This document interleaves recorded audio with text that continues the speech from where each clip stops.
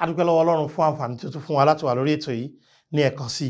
Ẹ ṣé lọ́kùnrin lóbìnrin ní ọmọdé lágbà tó ń wo ètò oore ọ̀fẹ́ fún ìyípadà. Àkókò Kérésìmesì ọdún tí a máa fi ń ṣe ìrántí ìbí Jésù òní àwà yìí. Ẹ jẹ́ kí n kà láti inú ìwé LUKU orí 2.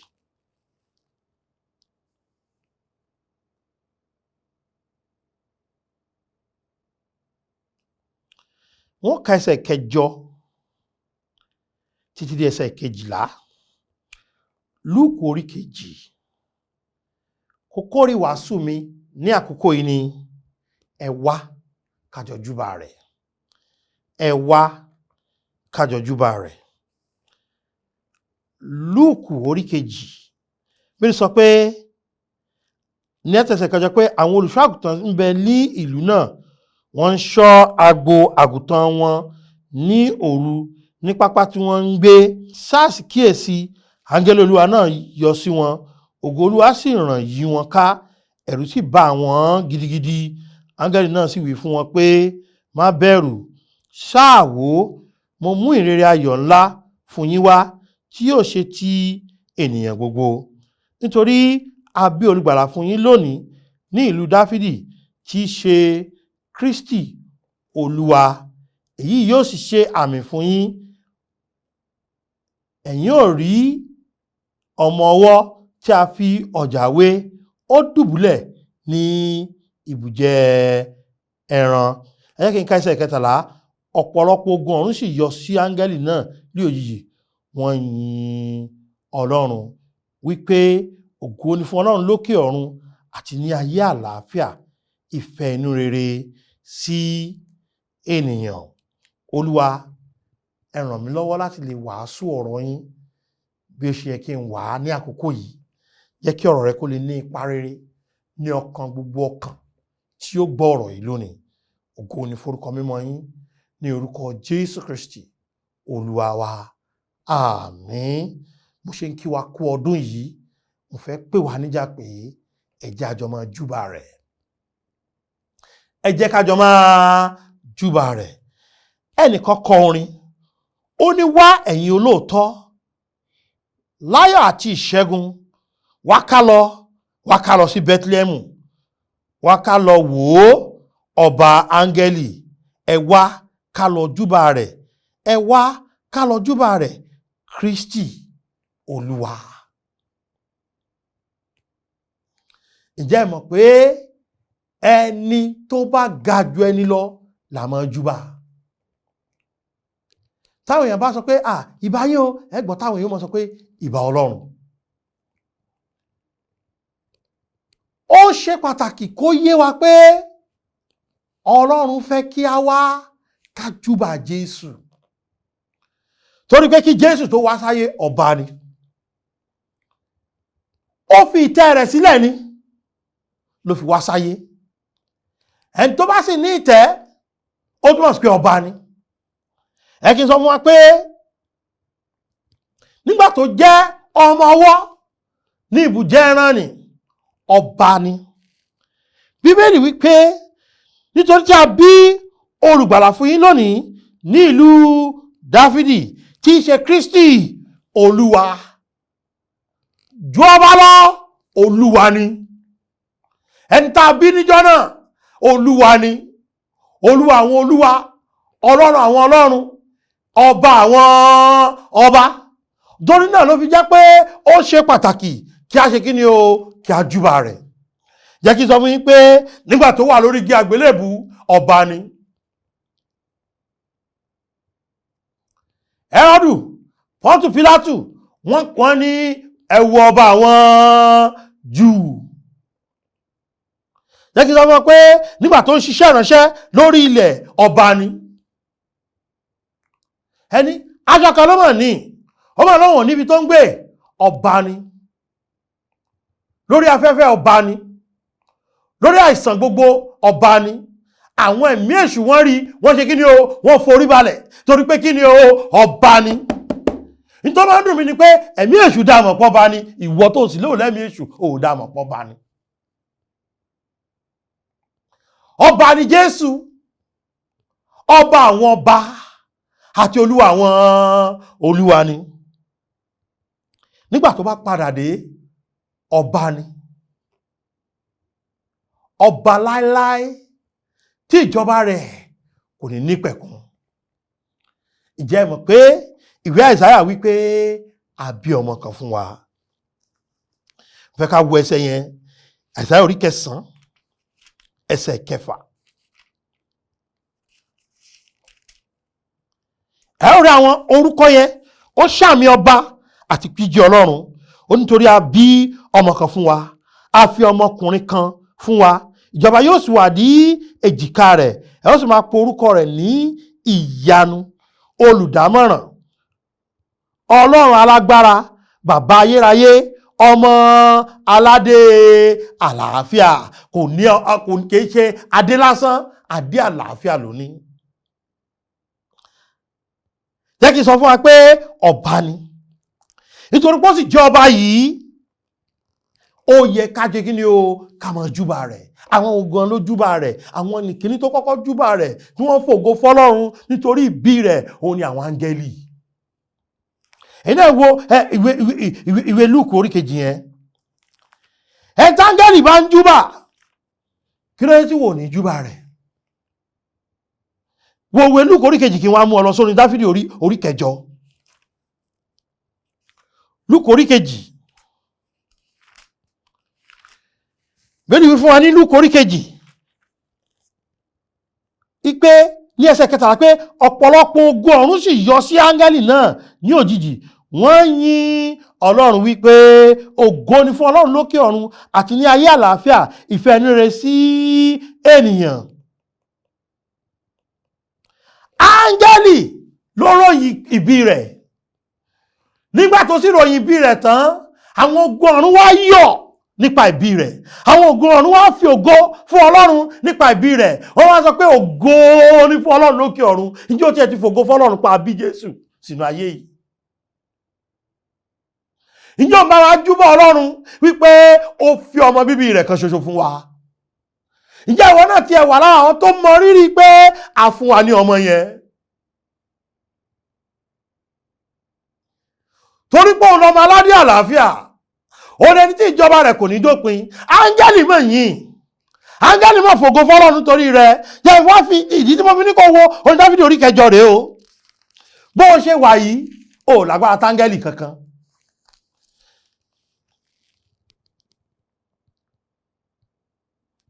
Ẹsẹ̀ 4 wípé kí ni ènìyàn tí wọ́n fi ń ṣe ìrántí rẹ̀, àti ọmọ ènìyàn tí wọ́n fi ń bẹ̀ wò. Wọ́n ṣàdá ní onírẹ̀lẹ̀ díẹ̀ ju Ọlọ́run lọ, àwọn tí ó sì fi ògo àti ọlá dé ní adé. Ní ẹsẹ̀ yẹn, ohun tó sọ fún wa ni pé àwọn áńgẹ́lì la dá wa kéré sí. Bó tilẹ̀ jẹ́ pé ìránṣẹ́ ni wọ́n, kìí ṣe ìránṣẹ́ rẹ o, ìránṣẹ́ Ọlọ́run ni o. Bá a ṣe dá ọ tóòtù áńgẹ́lì, àwọn áńgẹ́lì ọ̀hún wọ́n ń júbà ọmọ Ọlọ́run. Kí ló dé tí wò ní júbà rẹ̀? Nígbà tí wọ́n gbọ́ ìròyìn ìbí rẹ̀, wọ́n wá ṣàjọyọ̀, wọ́n fi ògo fún Ọlọ́run. Kì í ṣe áńgẹ́lì nìkan, àwọn ọlọ́gbọ́n náà tún wá. Mátíù orí 2. Mátíù orí 2. Ẹ wá ká jọ júbà rẹ̀. Mátíù orí 2. Ẹni tí èèyàn ń júbà ní Jésù. Ẹni tí èèyàn gbọ́dọ̀ fi gbogbo ọkàn ènìyàn júbà ní Jésù. Ẹni tí èèyàn gbọ́dọ̀ fi gbogbo ayé ènìyàn júbà ní Jésù. Nítorí pé ìbí rẹ̀ ìbí ìyanu ni. Nítorí pé áńgẹ́lì gan wọ́n ń júbà rẹ̀. Nítorí pé àwọn ọlọ́gbọ́n pẹ̀lú wọ́n júbà rẹ̀.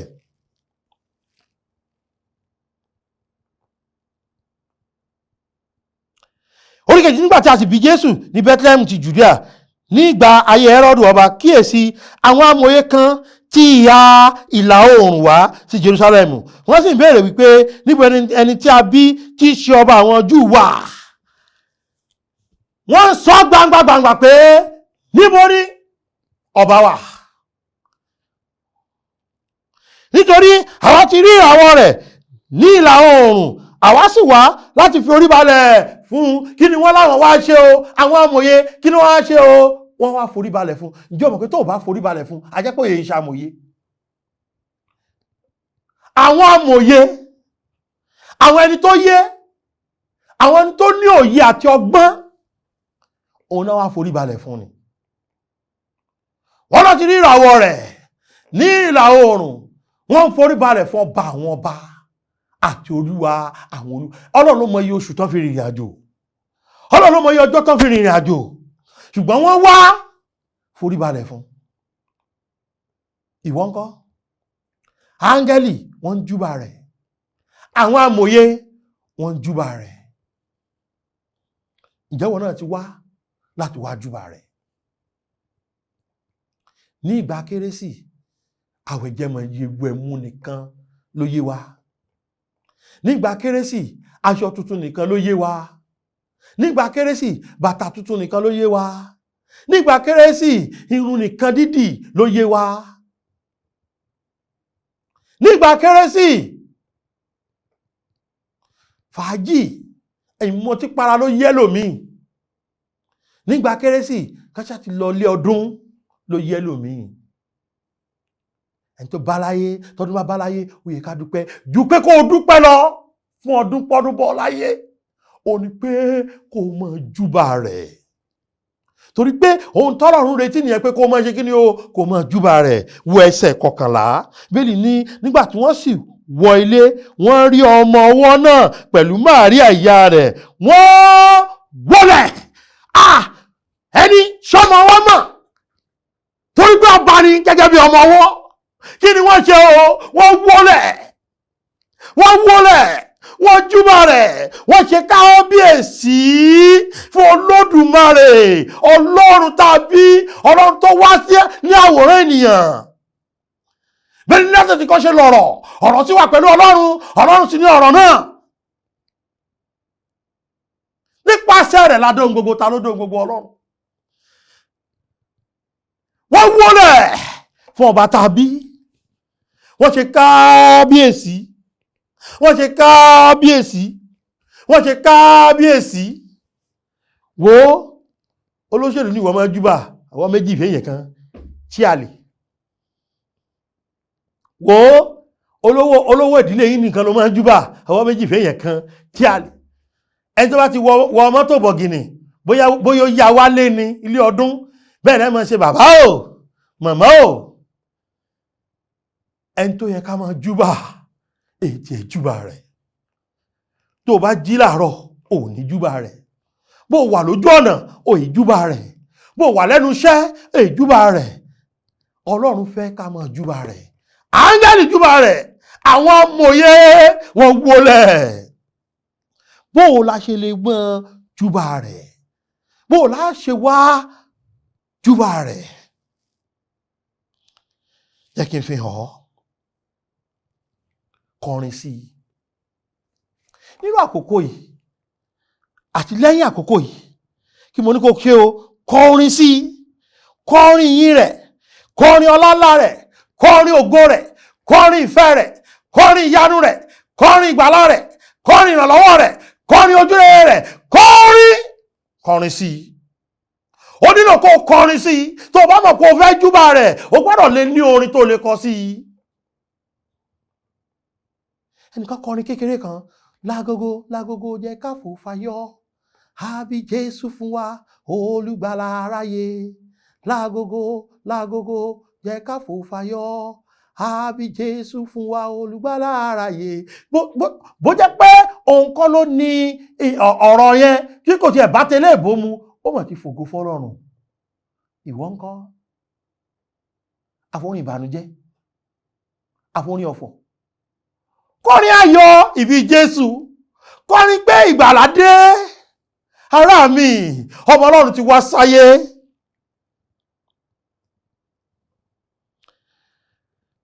wá ẹ̀yin olóòótọ́, wá ẹ̀yin ọlọ́gbọ́n, wá ẹ̀yin amòye. bó o lo ṣe lè júbà rẹ̀ o gbọ́dọ̀ kọrin sí i. kọrin ìgbàlà rẹ̀, kọrin orí ọ̀fẹ́ rẹ̀, kọrin ojúrere rẹ̀, kọrin àánú rẹ̀, kọrin ìrànlọ́wọ́ rẹ̀, kọrin àtìlẹ́yìn rẹ̀, kọrin ìgbéríga rẹ̀, kọrin ìbùkún rẹ̀, kọrin pé òun ni Ọlọ́run, kò sí ẹlòmíràn. Bó la ṣe lè júbà rẹ̀? Kì í kàn ṣe kákà kọrin nìkan, a lè fi fúnni. Nítorí Ọlọ́run fi aráyé tó bẹ́ẹ̀ gẹ́ tó ṣe kí ni o, tí ó fi ọmọ bíbí rẹ̀ kan ṣe. Ó lè ta Jésù lọ́rẹ. Oníṣẹ́ pé mo lè ta Jésù lọ́rẹ dáadáa. Jésù ní nígbà tí ebi ń pa mí, ẹ fún mi lóúnjẹ. Wọ́n ní bó la ṣe ṣe? Ó nígbà tí ẹ ṣe sí kan náà kékeré wọ̀nyí. Ní àkókò ìta Jésù lọ́rẹ, ṣe fẹ́ nìkan. Jẹ́ orísun ìbùkún fópó kan. Jẹ́ orísun ìbùkún fọ́mọ aláìníyá kan, èyí tó fi ń fi gbogbo owó tó ti tòjọ láti bẹ̀rẹ̀ ọdún mutí.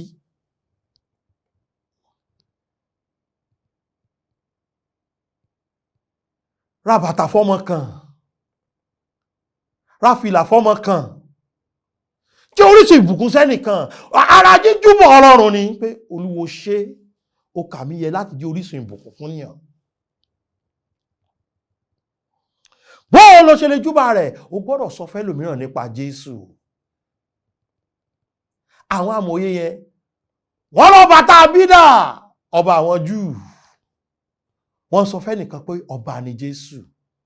Ìjọ ló sọ fún yàn kàn pé ọba ni Jésù. Ọba ìgbàlà ni. Ọba ìràpadà ni. Ọba ìdáǹdè ni. Ọba ọmọ aládé àlàáfíà. Bíbélì pè ní bàbá ayérayé. O gbọ́dọ̀ lè sọ fún ẹnìkan pé ǹjẹ́ o mọ̀ pé Ọlọ́run fẹ́ ọ, ọmọ Ọlọ́run tó wá yìí nítorí rẹ ni. O gbọ́dọ̀ lè sọ fún ẹnìkan pé ǹjẹ́ o mọ̀ pé ọdún tá à ń ṣe yìí, tá à ń rántí yìí, nítòótọ́ kìí ṣe ọjọ́ náà bí Jésù o.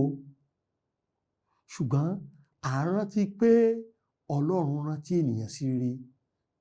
Ìfẹ́ inú rere Ọlọ́run sí ènìyàn, òun ni ọmọ Ọlọ́run tó wá sáyé. Kó wá ṣàlàyé fún pé nígbà tá a bí ló tó lè kú, ló tó lè san gbèsè ẹ̀ṣẹ̀ rẹ, ló tó lè ra ìyà ìnípẹ̀kun fún ọ, ló tó lè ra ìgbàlà fún ọ, ló tó lè ra ìdánilójú ọ̀run fún ọ. O gbọ́dọ̀ rí pé ìhìnrere ní àkókò yìí. Mú ìwé ìléwọ́ kàn pín fáwọn ènìyàn. Láàárọ̀ ọjọ́ ọ̀túnla yẹn, èyí tó kàn fi ń dégò lásán kiri, tó ń dé fìlà kiri, tó ń jó káàkiri. Ẹnìkan wà tí ò ní ìrètí ayérayé, tó lè sọ̀rọ̀ ọ̀rọ̀ Jésù fún ẹni tó ń fúnni ní ìrètí. Tó lè sọ̀rọ̀ Kristi fún ẹni tó ń fúnni ní ìgbàlà. Tó lè sọ̀rọ̀ Kristi fún ẹni tó ń fúnni ní àlàáfíà. Tó lè sọ̀rọ̀ Kristi ẹni tó mú ìlàjà láàrin Ọlọ́run àti ènìyàn wá. O lè wo, mo ń sọ fún ọ pé bó ló ṣe lè júbà rẹ̀. Mo ní tó bá kọrin sí i. Mo ní bó ló ṣe lè júbà rẹ̀ tó bá fi fún ẹlòmíràn. Bó ló ṣe lè júbà rẹ̀ tó bá lè pín ìrere Kristi pẹ̀lú àwọn ènìyàn. Òun júbà rẹ̀ ni. Bó ló ṣe lè júbà rẹ̀ ní ìparí? Kó mọ gbégbé ayé tó fògo fún un, kì í ṣe nígbà Kérésì nìkan. Jẹ́ kí ayé rẹ kó mọ fi hàn àwọn èèyàn pé eléyìí mọ Kristi. Jẹ́ kí ọ̀rọ̀ rẹ kó mọ fi hàn pé eléyìí ṣe kí ni o mọ Kristi. Jẹ́ kí ìṣe rẹ kó mọ fi hàn pé eléyìí mọ Kristi. Mú ìdílé rẹ, so ìdílé rẹ pọ̀ gẹ́gẹ́ bí ìdílé tó mọ Kristi. Múnú ọkọ rẹ dùn, múnú aya rẹ dùn gẹ́gẹ́ bí ẹni tó mọ Kristi. Jẹ́ orísun ìbùkún fún àwọn ènìyàn gẹ́gẹ́ bí ẹni tó mọ Kristi. Bí ìgbé ayé tó fògo fún un, tí wọn ò ní mọ gan orúkọ Kristi lára rẹ. Chọ́ọ̀chì nìkan ló máa lọ o, kí wọ́n sì tó sọ kí yóò ti di júmọ́ rí yìí. Bible club tí máa lọ gan wọn ò kọ́ kankan bẹ́ẹ̀, kò dáa. Wọ́n jáyé èrò jẹ́ iye tó mú ẹ̀gàn borúkọ Kristi. Jáyé rẹ̀ jẹ́ ayé tó fògo fún Kristi.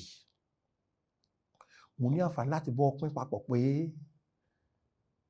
Kristi ó nífẹ̀ẹ́ rẹ̀. Mo fẹ́ kó yí ọ dáadáa pé bí ẹnikẹ́ni ò bá nífẹ̀ẹ́ rẹ̀, Kristi nífẹ̀ẹ́ rẹ̀. Tó o bá láwọn èèyàn tó nífẹ̀ẹ́ rẹ̀, gbogbo wọn ò ní irúfẹ́ tí Jésù ní sí ọ. ẹ wo orú ìfẹ́ tí bàbá fẹ́ wa tí a fi ń pè wá lé ọmọ Ọlọ́run. Bàbá ló fẹ́ wa o, ó sì fi ọmọ bíbí rẹ̀ kan ṣoṣo fún wa kí a lè bá di ọmọ Ọlọ́run. Kò sẹ́ni tó gbẹ̀mí Jésù, kò sẹ́ni tó fagídí mú Jésù pé kó fògo rẹ̀ sílẹ̀. Ó mọ̀ọ́mọ̀ fílẹ̀ ni kó lè di ẹni ìgbàlà. Torí bí ìwọ ṣe wà yìí, bẹ́ẹ̀mi náà ṣe wà yìí, ẹlẹ́ṣẹ̀ lèmi àti ẹ. Bó ṣe wà yìí, bẹ́ẹ̀mi náà ṣe wà yìí, a jọ jẹ̀bi ikú ọ̀run àpáàdì ni. Orí àwọn èèyàn búburú la ó dà sínú iná àti orílẹ̀-èdè tó gbàgbé Ọlọ́run. Ó sì sọ pé ibi ìmọ̀ ṣe èèyàn búburú, ṣé pé ò parọ́ rí? Ṣé pé nǹkan dáadáa ni irọ́ pípa? Òkè ó parọ́ rí? Nǹkan burúkú sì ni irọ́. A jẹ́ pé èèyàn burú ní ọ̀nù. Ó jẹ̀bi àti wọná. Èmi náà jẹ̀bi àti wọná. Ṣùgbọ́n Ọlọ́run nífẹ̀ẹ́ wa. Kò fẹ́ ká wọná. Ó sì yọ̀ǹda ọmọ rẹ̀ fún wa.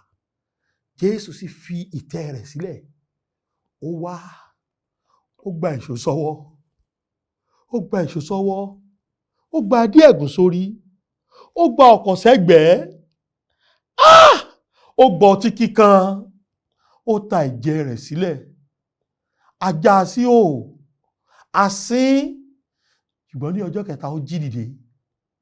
Kí wọ àtèmi ká lè bá ní ìyè àìnípẹ̀kun. Ṣùgbọ́n ẹ̀bùn ọ̀fẹ́ Ọlọ́run ní ìyè tí kò nípẹ̀kun nínú Kristi Jésù Olúwa wa. Iṣẹ́ rere kò lè fún wa ní ìyè àìnípẹ̀kun. Ẹ̀sìn kò lè fún wa ní ìyè àìnípẹ̀kun. Ìwà kò lè fún wa ní ìyè àìnípẹ̀kun. Ìtọrẹ àánú kò lè fún wa ní ìyè àìnípẹ̀kun. Ọ̀rọ̀ ẹnu wa kò lè fún wa ní ìyè àìnípẹ̀kun. Jésù nìkan ló ń fúnni ní ìyè àìnípẹ̀kun. Jòhánù kìíní orí 5 ẹsẹ̀ 11 ní àkọsílẹ̀ náà nìyí pé Ọlọ́run fún wa ní ìyè àìnípẹ̀kun. Ìyè yìí sì ń bẹ nínú ọmọ rẹ̀. Ìyè yẹn kò sí nínú iṣẹ́ ọwọ́ rẹ, kò sí nínú ẹ̀sìn rẹ. Tó o bá ti gba Jésù, ó ní ìyè àìnípẹ̀kun. Ṣé o gba Jésù lónìí? O fẹ́ fi ìgbàgbọ́ rẹ sínú ẹ̀. Ẹnikẹ́ni tó bá ké pe orúkọ Olúwa la ó gbàlà. Ké pè wípé Jésù ọmọ Ọlọ́run, ṣàánú fèmí ẹlẹ́ṣẹ̀ kí o sì gba ọkàn mi là. Mo gbà ọ́ sínú ọkàn mi gẹ́gẹ́ bí olùgbàlà mi lónìí. Jésù mo dúpẹ́ torí pé o ti gbà mí là. Jésù Olúwa wa. Àmín. Mo fẹ́ mọ̀ pé o ti gba Jésù ní tòótọ́. Wípé òní ni ìgbà àkọ́kọ́ tó gba Jésù gẹ́gẹ́ bí olùgbàlà. Jọ̀ọ́ pè mí sórí 07038085652 tàbí 07087682122 tàbí kó WhatsApp mi lórí 07055307492. Mo fẹ́ mọ̀ pé o gba Jésù ní tòótọ́. Mo fẹ́ kó o rí, mo fẹ́ bọ́ ọ yọ̀ wípé kérésì ọdún yìí ó yàtọ̀. Torí pé o gba Jésù. Ìwọ tó ti wá gba Jésù, pín Jésù ní kérésì ọdún yìí o. Àlàáfíà Ọlọ́run yóò mọ̀ bá ọ gbé. Jẹ́ àjọ máa júbà rẹ̀. Ó dàbọ̀.